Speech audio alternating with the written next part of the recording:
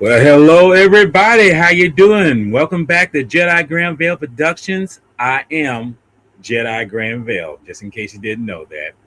And I hope that everyone's doing okay today. I mean, hey, I'm doing all right. I can't complain. And trust me, it could be even worse for some, but hey, it could be, a little bit better if you think about it. So we'll just leave it at that.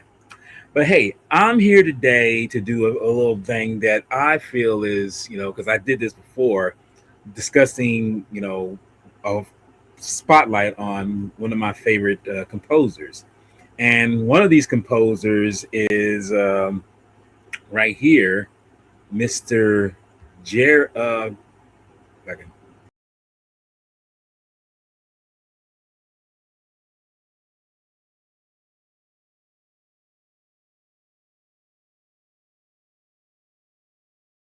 many films like The 13th Warrior. He's done The Mummy. He's done various other films, Deep Rising. I mean, he's done Patton. Different various films that he's done.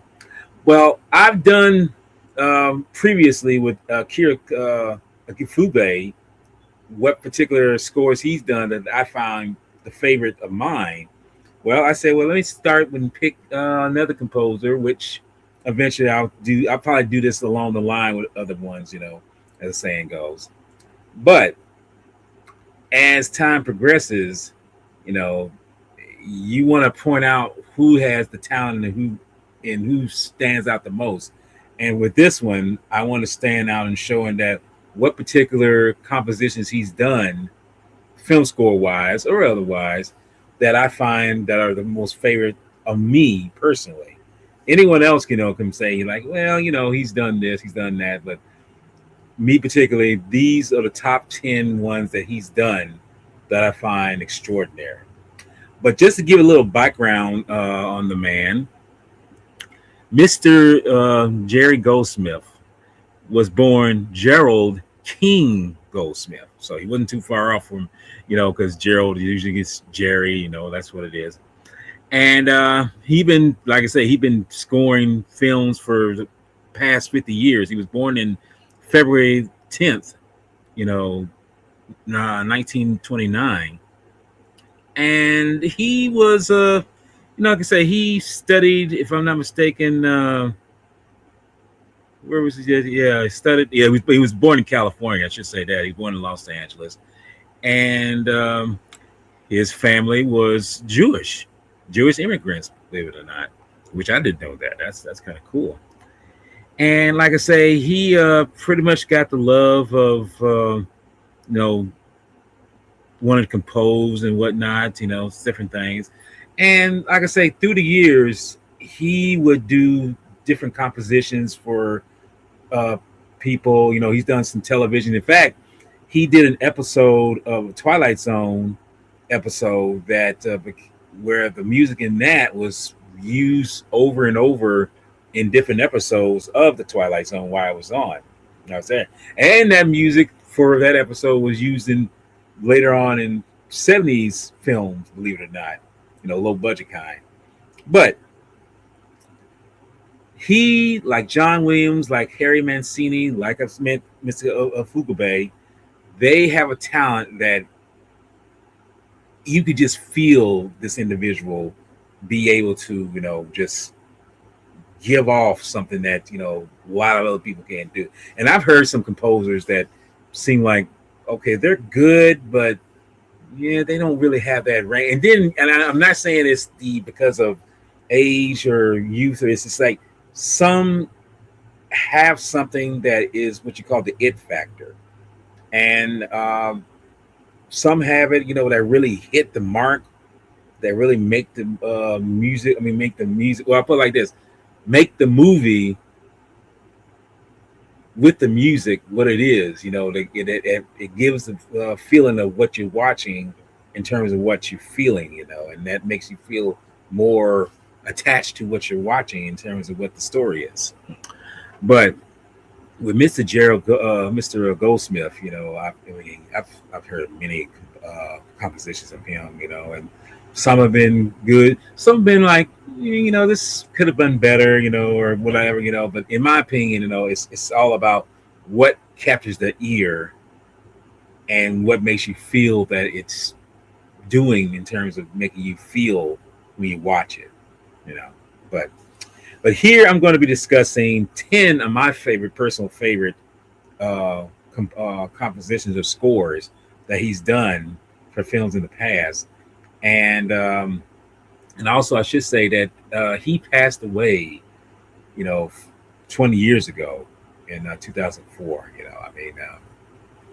I guess it was his time, but he left a legacy that will never be forgotten, and we can thank him for that. Fans like me and others thank him that he's given us so many things. And like I say, the ones I have as far as compositions here, you know, you might agree. So we're gonna get started here. So, starting with number 10. Now, love or hate certain movies for what they do, what they say, or what they even give off. And like I say, a person can compose something, and they listen to it, and it's like, okay, I like this, but the movie is crap. The movie is not exactly what it should be. But again, it's how it is. But number 10 for me, my favorite score, Jerry Goldsmith score, is from Leviathan. And this came out in '89, and this came out the same year that another film similar to it, Deep Star 6, came out. And a few months later, The Abyss by James Cameron, dealing with underwater life and whatever. And where this one was dealing with, was dealing more like John Carpenter's theme motif underwater. That's kind of what it was dealing with, but with sea creature, attachment. Kind of almost like a how can I say, H.P. Lovecraft kind of effect. In terms of this creature is a amalgam of science taking something and basically taking the genetics of something and creating monsters by, them fusing together to turn them into some large creature that's aquatic and everything. But anyway, the score for this, the film is it's not that memorable. It's pretty much kind of trash. But the score for it, even though it's not a good film, the score, I have to say, is actually pretty well done. It gives you this thrill ride, and it gives you that sense of dread going on in it. And I have to say, the theme, the overall theme for this film is a very rousing one. You think, like, for a film that's kind of a horror action picture, that rousing theme that you hear at the end of the film, it's kind of like, it seems misplaced, but at the same time, it's showing that we have escaped from whatever depths of hell we've come from, and it's there. And like I say, Mr. Goldsmith, he's done multiple films that are low budget or, high budget that work well. And like I say, we'll get to the next one that's going to kind of throw that out in a minute. But Leviathan was my number 10 that I feel for him was a good composition. It was good. It helps along the way, but again, that shows the talent of a composer. Just because the composition is good, it can help this movie a little bit, but not to the great extent. But as we're about to get into it, these other scores do the job even better in terms of carrying the story much more than you think it is. So number 9 is a good example of what I'm talking about in terms of taking a low budget element and giving it more life with the sound of the music that Mr. Goldsmith gives. And that film at number 9 is the original First Blood, which we all know stars Mr. Steven Seagal. No, I'm sorry, kidding. Mr. Stallone, in it, in the primary role of John Rambo. And the amazing thing about this movie, in spite of what it's talking about, is dealing with a Vietnam veteran who suffers from PTSD, and it's really heartbreaking, especially at the beginning of it. It's like it's a very steady theme at the beginning. It's just like it's melancholy. It's very it's like like, hey, here's somebody who's seen something, but we don't really know the extent of it. And by that notion, we just know that okay, he's doing what he's doing, and like I say, it's really showing that he's trying to take in what he's experienced in the past and try to live future wise. But as it turns out, when we get into the story, this cop played by Brian Dennehy, you know, pretty much doesn't want him because he seems like a vagrant in his mind, even though he served his country to do what he could.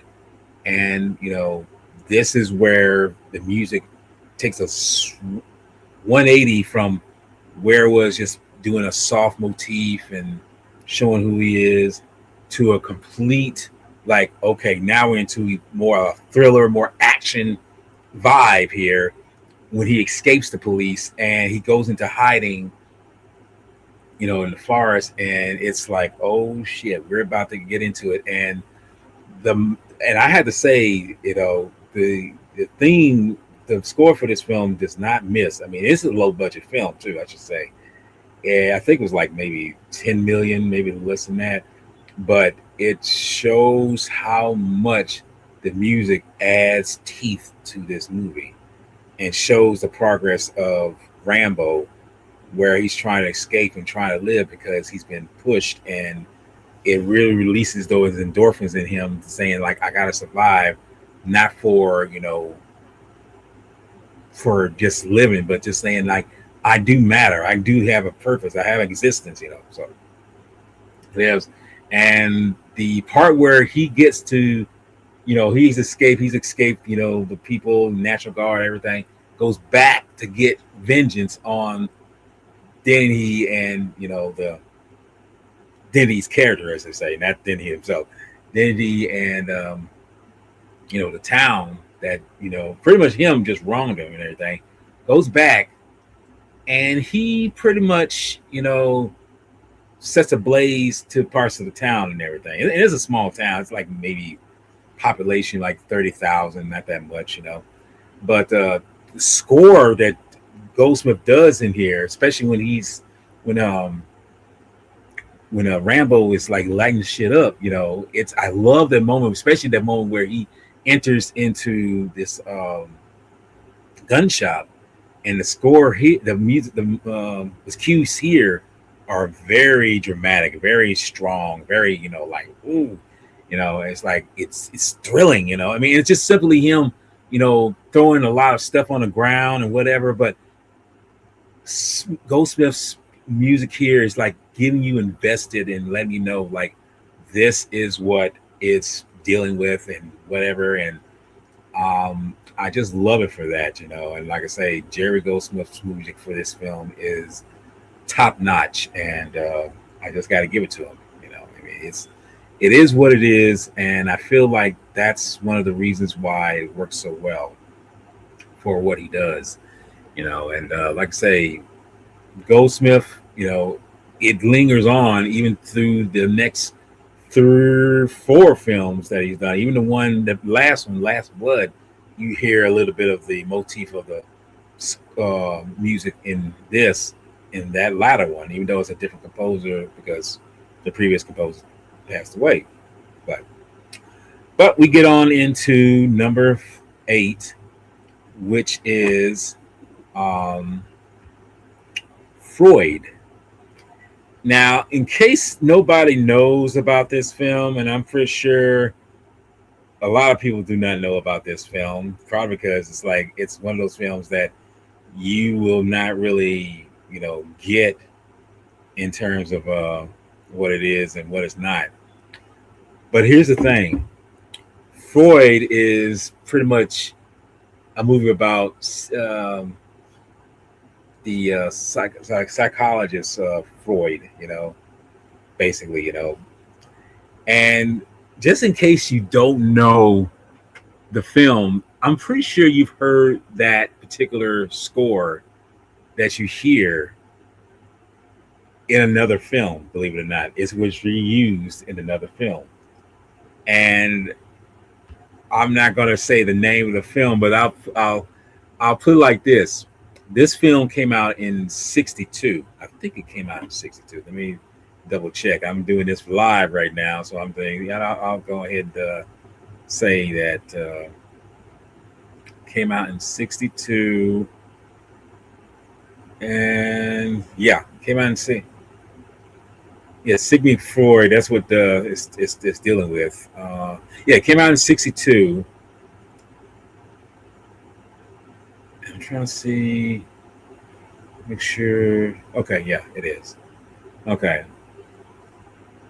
Well, anyway, the point of it is it came out in '62, but the film that some of the cues that are used in that film were reused in a film almost 20 years later in this late '70s film that if you don't know, it's you know what, I'll just give you the hint. In fact, it's the way it, because if you hear the theme, it works well in this film, and it's a sci-fi horror film. Simple, and I think I'll leave it at that.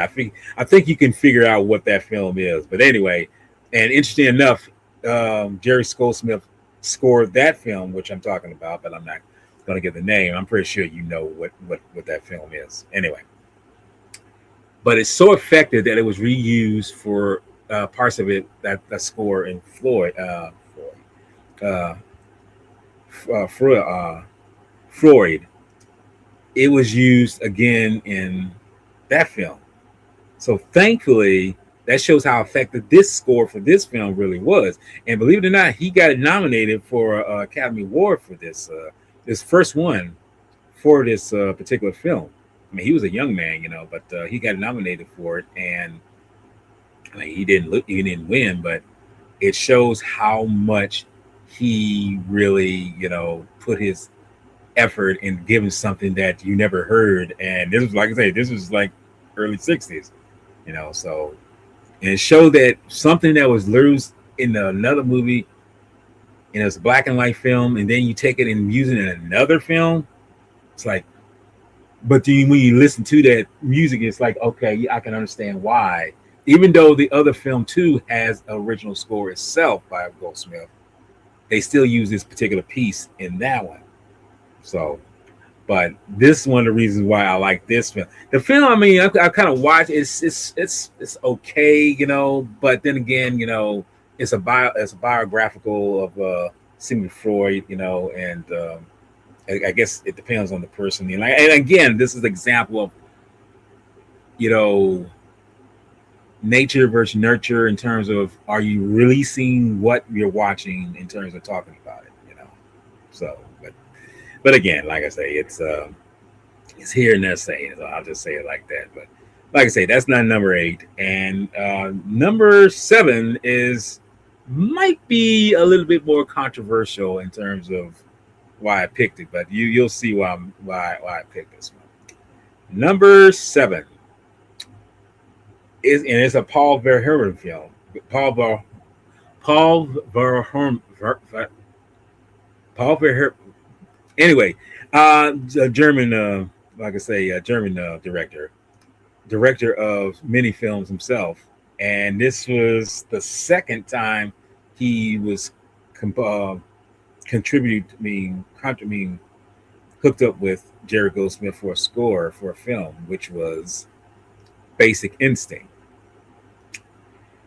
And I have to say, you feel like, why would Basic Instinct even be on this list?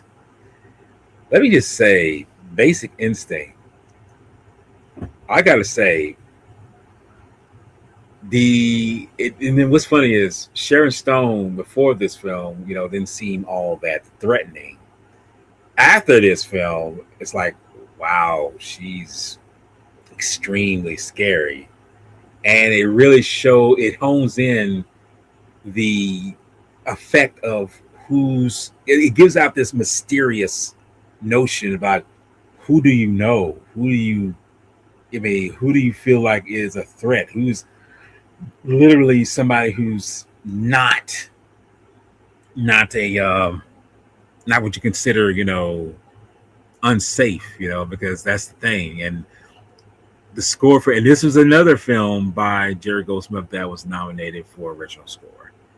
And the thing about it is, this film, the score kind of takes me back to the 70s in a sense of mystery crime dramas, crime thrillers, I'd like to say.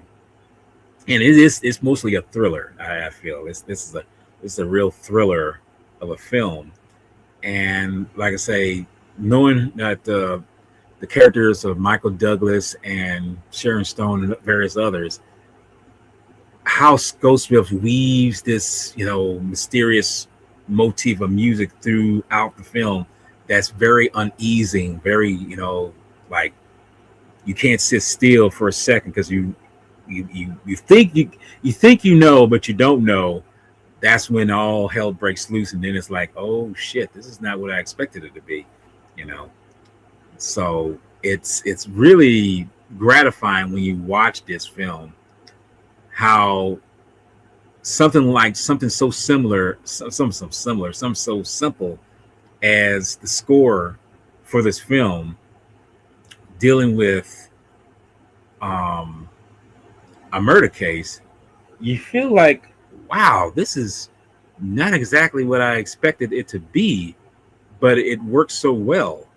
It works so well, and it takes you on a ride that you wasn't expecting. And when you find out in conclusion what's really going on, it's like, oh wow, okay, I didn't expect that to be the case, and it's like, damn. And this is why I say, after watching this, I never realized that this film was that held to the belt in terms of what you're expecting and what you're expecting to see. So for me, like I say, it's gratifying watching it and knowing that, oh, you have a sense of who the killer is, but at the same time, you really don't know who the killer is, and it just sticks out like that. And like I say, Mrs. Goldsmith does such a great job of doing this, and I feel like he really brings home what some people may say is like, oh well, it's simple, extension into the mind of someone, but at the same time, other people around, like the characters, are not so much, livid. I mean, not so much livid, but not so much, sane in that sense. And it makes you wonder, like, who is unhinged a little bit, But that's why I say number 7 is definitely, one that I feel is, for this one, why I feel is one of Jerry Goldsmith's good scores here. But on to number, I think it's number, let me see, 10, 9, 8, 7. We're on to number 6. That's what it is. Okay. 6. Let me see. Hold on. Let me make sure that was 1, 2, 3, 4, 5, 6, 7, 8, 9, 10. Okay. All right. I'm tripping. Yes, we're on to number 6. And I mentioned the first Rambo film, First Blood.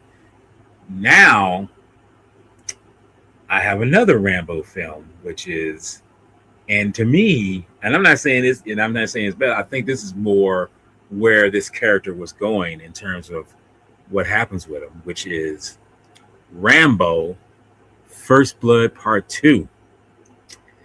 Now, I will say that you would, and most people think like, well, isn't that just a rehash of what the original film is? Like, no, this is a totally different motif of the Rambo character because just a quick breakdown of this film, or just the character itself. In the original book, the character actually dies, and believe it or not, in the original First Blood, John Rambo character dies also. He does die. He does. Gets killed off. So it wouldn't have been.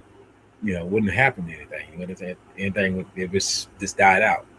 But they shot a different ending, and he survives. He goes to prison and whatnot. So what happens?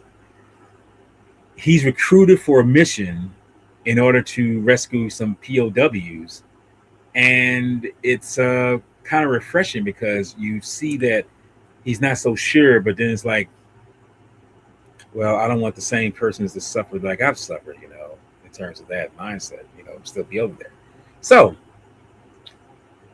this is going to be more action heavy. So Goldsmith really brings his A game into this film. And the beginning of it, when it goes to the credits, you hear this like soft, music hitting off, and then all of a sudden it's like jang, jang, jang, jang, jang. It's like it's brilliant. It's building you up, and it's letting you know, yes, we're about to get into something. We're about to get into some shit. We're about to do something here, and it's letting you know, it's foreshadowing that whatever Rambo was in the first film, he's going to be a like one man army in this one. And the funny thing is, this was not the thing that I feel anyone would think, this character would go. But I ain't gonna say unfortunate or fortunate. I'll just say that the character went from straight someone who was suffering from a very, a, amazing, PTSD to someone who's like, if I can kind of help those and helping myself to get a kind of sense of more awareness of where I am, where I'm doing, maybe that would help. And fortunately, Goldsmith takes another example of a film, not so much low budget, because his budget on here was a little bit more. It's like 20-25 mil. It really amps up the energy. Amps up the excitement, amps up everything that we've seen previously. And one particular moment where I feel it really works well. The music works well all through the film. Where I feel like it really works well in terms of like thrills and just like excitement, is where one of the because in the story, I'll put it like this: if you've never seen Rambo Part 2, y'all, come on, man.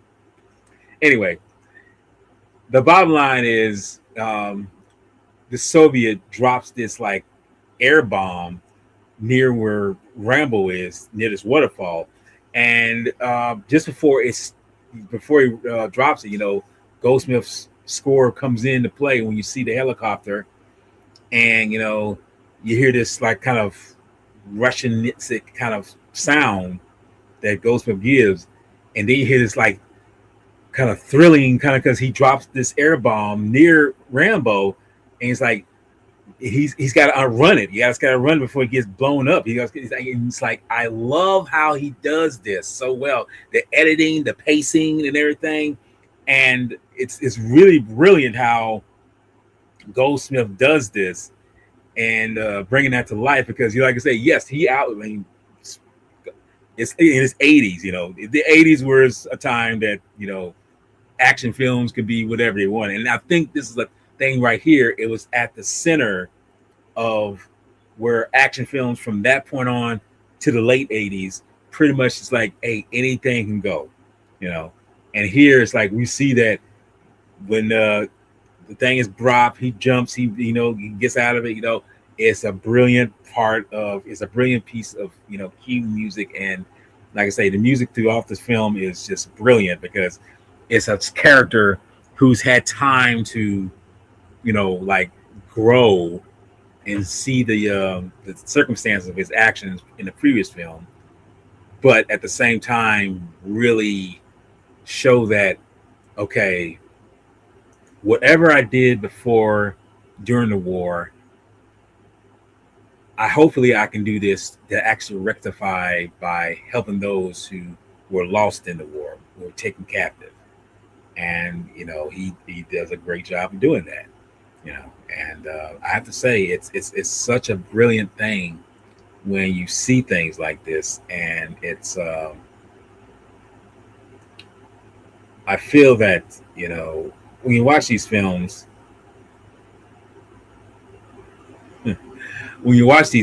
you just kind of think to yourself like, oh wow, I never realized how strongly this movie really was. But that's only because the score, the music really gives it, like I said before, teeth, gives it life, it gives it them. I mean, there's a reason why with film, when telling a story, you have the visual and you have the audio. You have the sight and you have the sound. And when two don't clench up together, when they don't become as one, it doesn't work. And trust me, I've seen many films where the visual is excellent, but the sound, I mean the audio is just like this isn't helping me, like. And then there's an example where the audio is like, oh my god, this is wonderful, this is incredible, I love this, and then it's like, what the Sam hell kind of movie is this? What kind of story is this that I'm watching? It's such bullshit, So it's showing right there that 1 and 2 have to become one and make it where the audience who's watching really feel what they're watching, and that's why I say it's very complicated two-step thing to happen. But unfortunately, like anything else, it's you don't know if it's going to work or going to fly or whatever, but with that being said, I'm about to get to my number 6.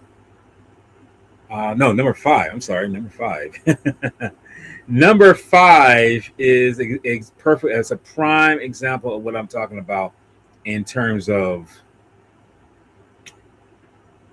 two things that don't match up well, even though one is better than the other. This is where the audio, where the score is brilliant, it's beautiful, I love it, but the visual is sadly very lacking. And that is the 19 it's kind of ironic that I'm mentioning this particular one because there's another film that came out recently that is the same name, but I don't know. And truth be told, I feel that film is going to make more money than this one, but not that much. But it's 1984's Supergirl, which stars Helen Slater in her debut role, believe it or not. And I have to say,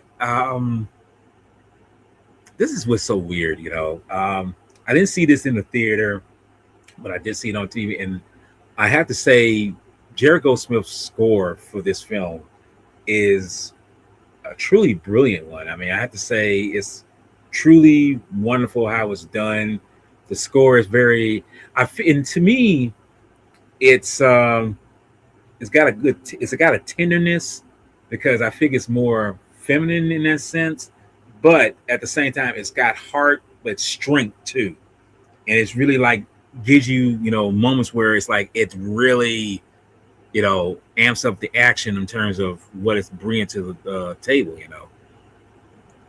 And I really say to myself, it's like, it's too bad this film didn't do like it should. And I'm gonna go ham on this film too. I'm just gonna have to, this film, and I've seen, like I say, I've seen a longer cut of the film.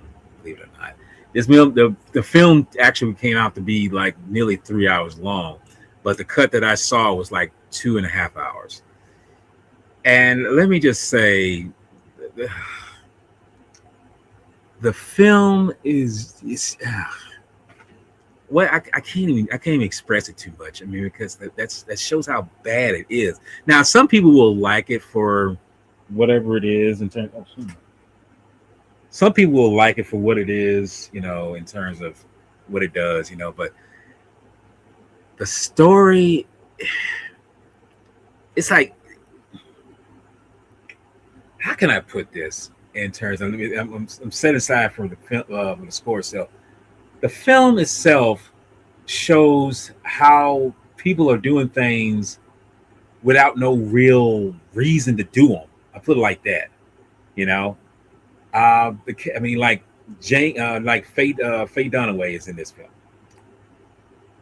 She wants, glory and power because she's a witch. She wants to corrupt the whole world. She wants to rule the world. She wants to be a conqueror and everything. But why is that such a power hungry thing for you want to do that? And the thing about this is she does certain things that aren't necessary. Like, okay, she's being told that she needs to have someone that's part of her life while she's conquering the world. And it's like, why is that even necessary? Why you need? It seems like you should just want to do this because you want to do it. Why should you have someone on your side? But then there's a moment where the person that she needs this to be in their lives, okay, the alter ego of Kara, Lana Lane's character, when we play the parts, she goes for this character goes for her, and this is the moment where I feel like this is something I don't think anyone really mentions in any commentary, any kind of notion of this film. They never mentioned that the character of Faye Dunaway's character sends something out to kill this individual because it chose her instead of her. And it's like, doesn't that seem like a more of a, how can I say, jelly, not so much jelly, but more like a pity sense of, okay, you lost, you can't find someone else, and it's like you got to send something to destroy this person. And it's like, wow, you really are that like ambitiously insane is what I'm saying, and it's just like, that doesn't make any sense. That sounds stupid, and this is one of the reasons why I say stuff like that is like, doesn't make any sense. But at the same time, the score for this film is generally, very positive into what it's doing, and it hits all the marks of giving us the first flight of Kara and where she's flying and doing everything, and then when there's some thrilling moments and everything, it does that. But here's the thing about this: there's not really much that she does in this film. The character of Supergirl doesn't do nothing really super. That's a misleading thing in this film. There's not much superhero action in the superhero film. I'm like, okay, wait a minute. Superman 3, not the best of the Superman films, but hell of a lot better than this film. Okay? Way better than this film. And I'm just like, I don't get that. I'm like, why is it that this film is not doing what it's supposed to be doing when you give it the basis? Like, I'll say, okay, this is the cousin of Kal-El, and it seems to me like you would, show the same amount of speed and action and whatever from this character too. We don't get that. We don't get that at all. It's like it's been just thrown to the wolves, and they say, "Fuck it, we're not going to deal with this ever again." It's like that doesn't make any sense. What the hell, man? So I'm just kind of like, okay, well, if this is where you're going with this, okay, well, fine, man, let's just do it. We don't care about it. I'm like, damn. And this is where it's prime example. I love this score, but this score is wasted on this bullshit. And it's sad that that's such a crime. I mean, yeah, Mrs. Goldsmith gave his heart and soul to put some life in this film, but it still needed to be resuscitated, shocked just to get some sense of this is what we got. This is what we're going with. And it's like, man. And I hate to say that this film, it did build a cult following, but as I've gotten older, I realized that this film it's just a dump of it's dumped as trash. It's total piece of shit. It really is. I mean, because the characters are weak. You have some recurring characters we've seen in previous Superman films before in here, but this film is Jared Goldsmith. I put it like this: Mr. Goldsmith deserves better. He deserved way better than this. And I guess that just shows right there that you can't expect everything to fly, quote unquote, fly well. And this one didn't do that. It didn't do that at all. But hey, we go from least the worst to some of the best because we're in the top five, even though that one is one of my favorite scores, although wasted on film. And I should have said earlier, it's like I'm not picking films that have a great story or is a total, great film because two of them are kind of wasted. I'll put it like that. Two of them are kind of wasted, but the scores for them are definitely up there. And the one I'm about to put at number 4 is definitely a number, this it's definitely not wasted. It is total Jerry Goldsmith. And let me just say, this is where everything is like, ooh, really like, oh my God. It's like, and this is one, like I say, this is one of my favorite. I mean, you would think, this film, I mean, this movie, I'm about to mention, wouldn't even be up there. But even though I just feel like this, my religious beliefs and everything, I am who I am. I'm a God-fearing individual, but this score puts the fear into you knowing that the devil is real. And the movie I'm talking about is The Omen. The Omen, oh my goodness, that score. Let's just say, okay, anyone who's ever watched this film, or better yet, heard the beginnings of the score for this film, it has this chorus, and I think that's what makes it work even better. Is when you hear Global, and when you start hearing it's like, and then it goes into like, it's like, I'm like, oh, whoa. I'm like, it's just like, oh, this is different. This is, and like I say, Jerry Goldsmith, man, he like killed it with this one. He like, you talking about this gave this, you talking about this one, you talking about this movie gave, he gave this movie teeth. He gave it better jaws than Jaws. I put it like that. And and like I say, the story is so great that this was Jerry Goldsmith's first and only, Oscar winning, film that he ever done. He's been nominated before and after, but this is the only film he's ever won. He's never won anything else. And it's funny that he would win a Oscar for dealing with the devil. That's like, oh my goodness, but still, that theme, that score is so, spine tingling, hair raising, just puts a chill into your soul. It's like somebody, it's like that was trying to steal your soul. I'm like, oh, it's like, okay, this is, ooh, it's very uneasy, very, like, oh my goodness. I mean, it's dealing with the fact, and let me just put the poster back up. It's dealing with the fact that it's dealing with a child, you know, but he's the son of Satan. That's the thing. And to think about knowing that, what do you really know about it? It's like, oh no, it's like this is like the worst kind of thing that you would want.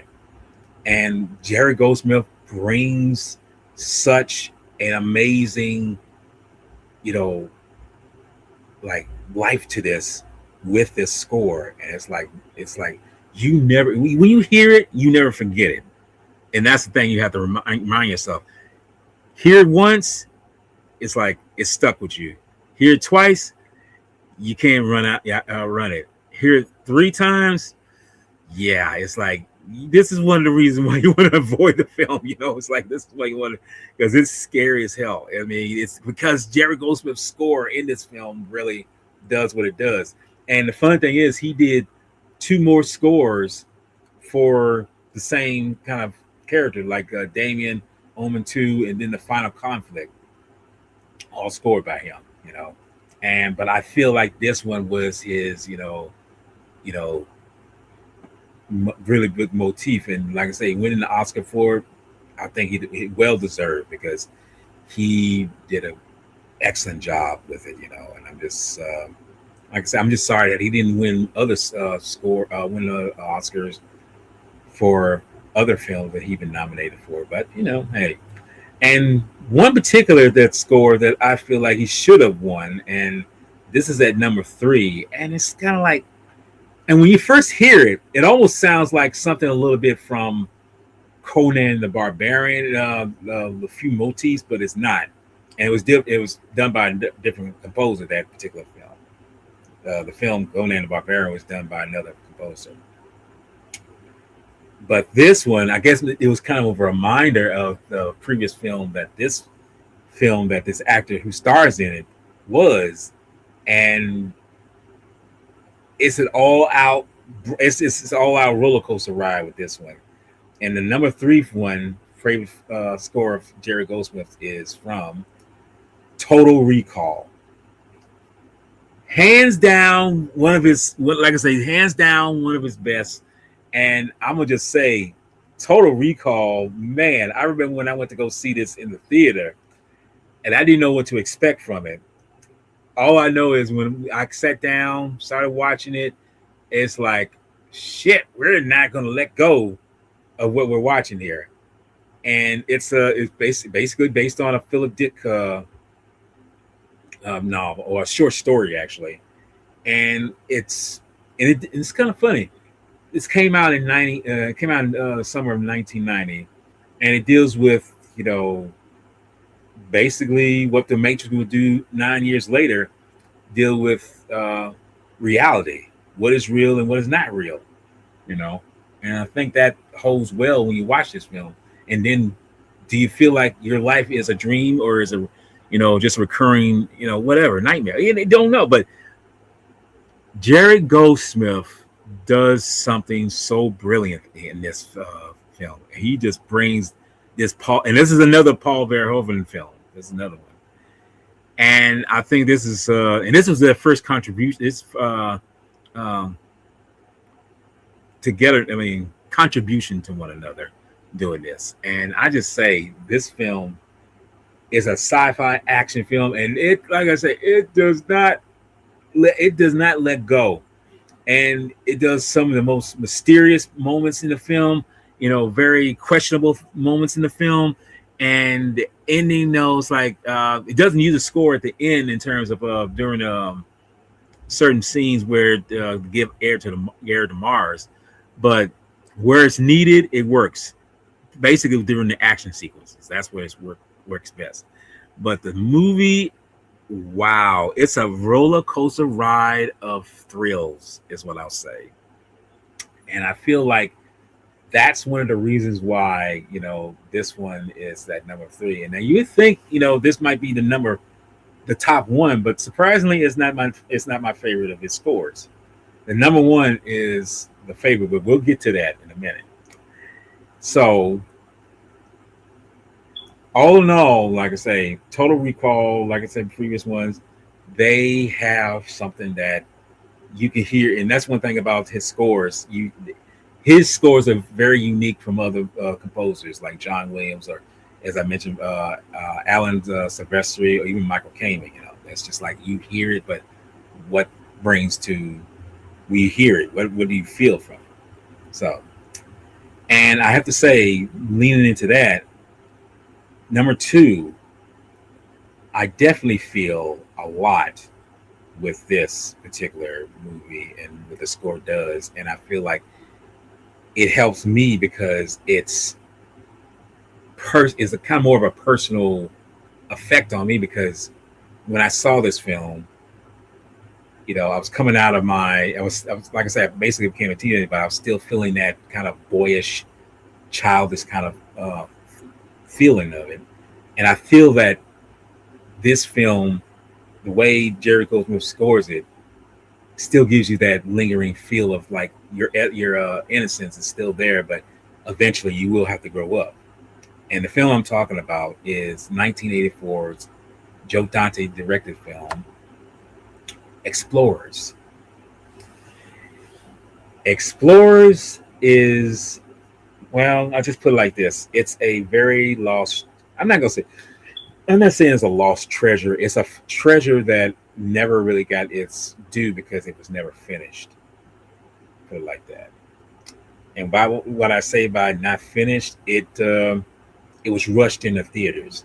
It was supposed to be something that was supposed to beat out Back to the Future, and they feel like, well, if we get it out now, it's going to do this. But the movie had much more legs to it, and it's in studios. This is the problem with studios; they always rush something that could be better, but in the end, it didn't fly. And what makes it worse, because I went to go see this in the theater the week it came out with my nephew, and it came out the same year.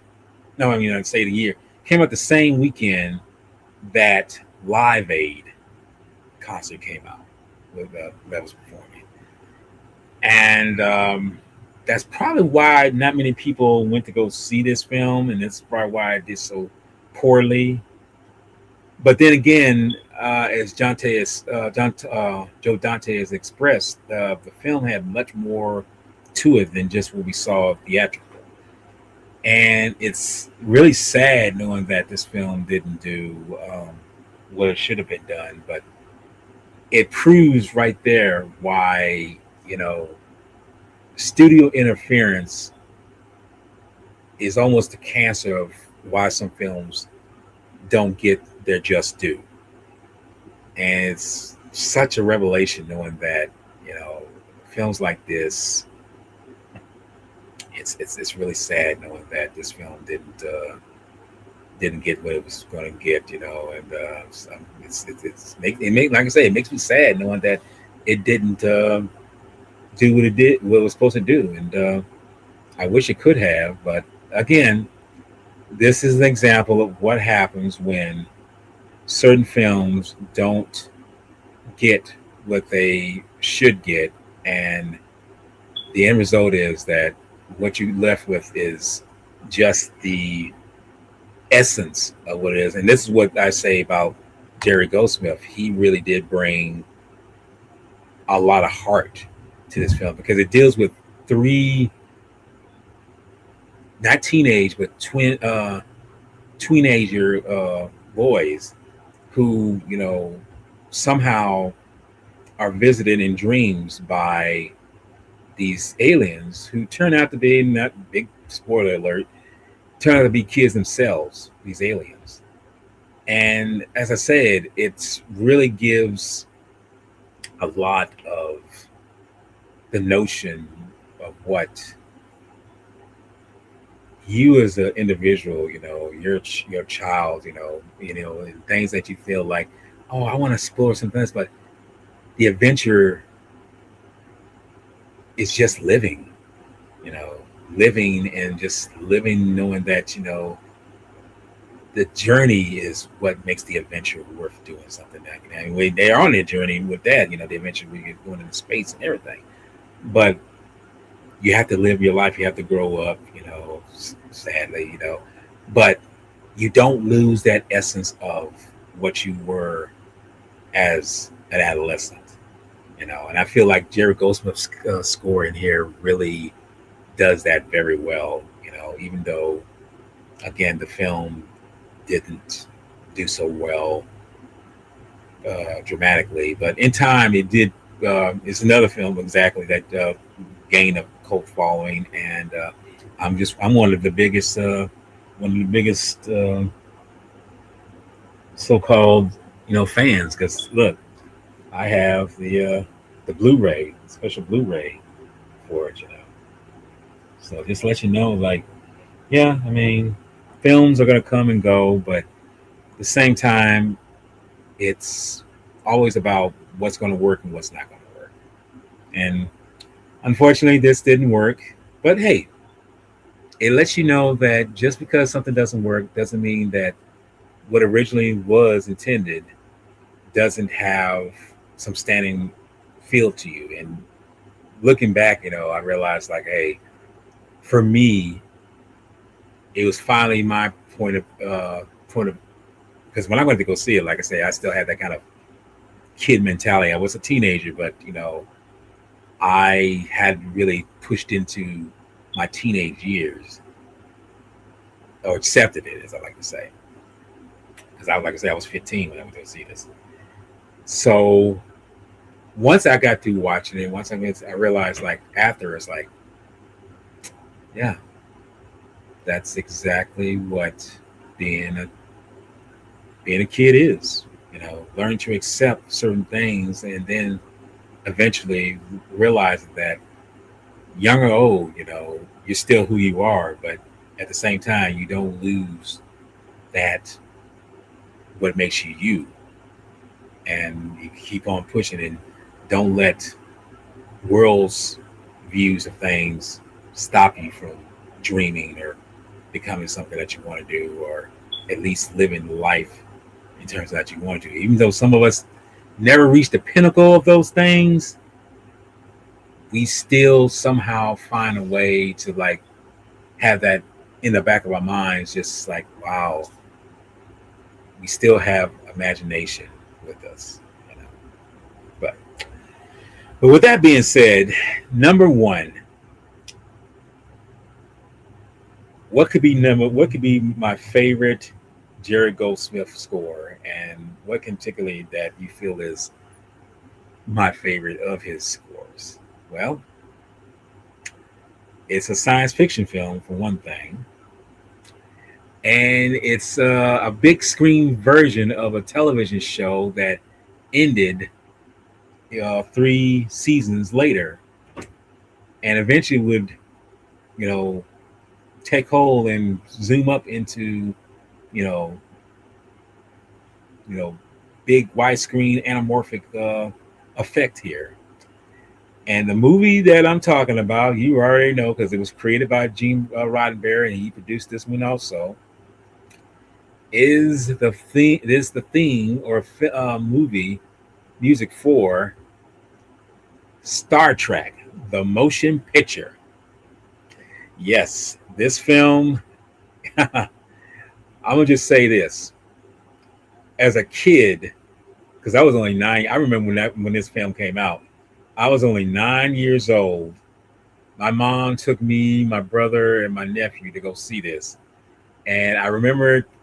I don't remember it being that cold, but I do remember that opening theme for this movie. And let's just say, like I say, as a child, it did grab me. It grabbed me. It's just like, it's like, dun dun dun dun dun dun dun. It's like dun dun dun dun. It's like those. It's like it is a brilliant, brilliant score by Mr. Goldsmith. I mean, the film is, and this is one thing about this film. It's another example of lackluster, even though it was trying to be like, because the reason why this film came out was because of Star Wars. Star Wars gave other people the initiative to say, "Well, let's release something similar to Star Wars or something that like is science fiction and it's dealing with outer space, and we can release it ourselves." And like I say, it's out there. Well, even though this was a big, because and I was like I say, I was a Trekkie. I was watching the shows before this came out, and then when we got the big screen version of it, it's like, yeah, I want to watch it. But the film is more of a 2001 esque effect. It's not really what you consider what Star Trek was, especially the television show. It wouldn't be until Star Trek Two, the Wrath of Khan, that really would bring that to light. But this film is a prime example of like, yeah, you can have all the bells and whistles and everything, but that doesn't mean the film's going to be that great. Even though Jerry Goldsmith's score in this film really gets you going, really gets you. It has a romantic moments, very, and it's like I say, it's late 70s, so it's very orchestral. I mean, not to say any of these other scores he's done aren't orchestral. It's that this was back then. I don't know why it was. I don't know why this is thing. Back in the 60s, 70s, music that had this grand thing was more orchestral. It had more like, I don't know what it is. I can't really describe it, but it was like that. It's like you can tell there's a big orchestra behind it that's playing the music. And with this is exactly what was being brought to light. And I find it really beautiful knowing that I still remember the film. I always remember the film, but I feel like I wish it could have done more better in terms of story wise. But Jerry Goldsmith's score does not miss a beat. It does exactly what it's supposed to do, and I'm such a avid fan of knowing that it did do that. It did do what it was supposed to do, and it continues to do that. So it's a prime example of what happens when something that should be there, but sometimes doesn't be there. You know, but I feel like this film really hits home dramatically in terms of giving, because when you hear the score, you like you say, you realize that it's the same score that's reused in Star Trek: The Next Generation. At least the main theme is there. So it's no, it's beautiful. It's well made, but at the same time, it is what it is. But to me, I feel that this is my favorite score of his by Mr. Goldsmith, and I feel like it's um, it's warranted. I feel like this film, even though it takes you on a journey, takes you on a front ride, it does not. Like I say, the film is not the best. That's, to me, it's just one of his best scores, and I stand by that 100%. And I feel like he always will, be remembered with such notion of, like, say, his scores were unique, like so many others, like John Williams, very unique composer, and his was no different. His was no different, and his was always the same. You know, and like I mentioned before, his last score that he did was for a for Looney Tunes Back in Action, and then he would pass away in 2004. But he did what he did, which was score things where we work the best and do the best. And the score for Looney Tunes Back in Action is not that bad. It's actually pretty good. It's pretty decent. But it's sad that he didn't live long enough, live longer to do more. But you know, sickness, health wise, got to him, and hey, at least his legacy is knowing that he did bring something memorable to fans like me and others, and appreciate him always. You know, and I'm guessing that's the whole essence of a legacy, knowing that you did something and it stands the test of time and it'll never be forgotten. So, but with that being said, that's about it for my top 10 favorite scores from a composer, which is Jerry Goldsmith. I will be doing more of these in the future. And I feel like, doing these is really fun because it lets me know what do I like in terms of, compositions. Because as I've said before, all a composer does is give films life. And we've seen many films that are low budget given life by composers who would later be, that's like forever being cemented in our brains, knowing that they did a great, wonderful job of bringing something to life. And Jerry Goldsmith is no say. He was a unique enigma, like all these other composers, that brought something to the table, and it really did something that it really did it well in terms of what it was doing. And I feel like that's something that needs to be always expressed when you're talking about, film scores. And his film scores will always be memorable, no matter which one that you feel is better than the other one. But I mean, whether it be Planet of the Apes, um, whether it be, I think I said 13th Warrior, whether it be Gremlins, whether it be Runaway, whether it be Outland, it's that kind of thing that you watch and hope that it's doing what it's supposed to do, which is to take you on a ride and pull you in by that signature to help motivate you to say, what's this film talking about? And hopefully the music, plays along with that. And that's the gift of a good composer. You know. But with that being said, for me, I got things coming up future wise, and one particular one I have coming up tomorrow is a special presentation. It's called Jedi Granville Special Presentation Productions Presentation, and that's because tomorrow's my birthday, and I got something special planned.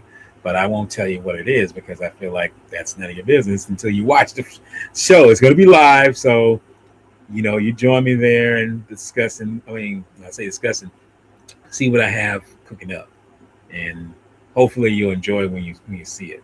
That's all I say. Now, I got one more. Like I said, I have one more thing that I'm going to do, which is well, actually two more because next following week, after this week that's coming up, I'll be heading to G Fest. So I have two more screenplays, two more live streams I'm going to do, which is this the one that's going to be coming up in tomorrow. Well, I mean that's third, but the next one is next Friday, which is going to be um, my how can I say not say but my 10th anniversary of G Fest. This is something that I'm going to be discussing, and this is pretty much my first journey to G Fest, which was 10 years ago. And hopefully, some of you can watch it, be there for that, but you have to, like I said, you have to watch it for what it is. And I'll be discussing basically the person that was then, no longer now, is what I'm saying. And then following that Sunday, I'm going to do a kind of hopefully because it's going to be with my niece and everything. We're going to be discussing a film that I feel doesn't. I ain't gonna say it doesn't, but I feel like it was one of those films that really hit home with me in terms of how you live the life. And we're going to be discussing the 35th anniversary of Boys in the Hood, the first film by John Singleton, and how it became what it is. Even years later, nearly 40 years later, how it still stands the test of time in our society. You know, but that's it. And like I say, after that, like I say, won't be doing anything else till after the following week, and because I'll be at G Fest, having fun, doing my thing, and yes, because it's been a few years since I've been there because of circumstances. But hey, it is what it is. You know, that's how life is.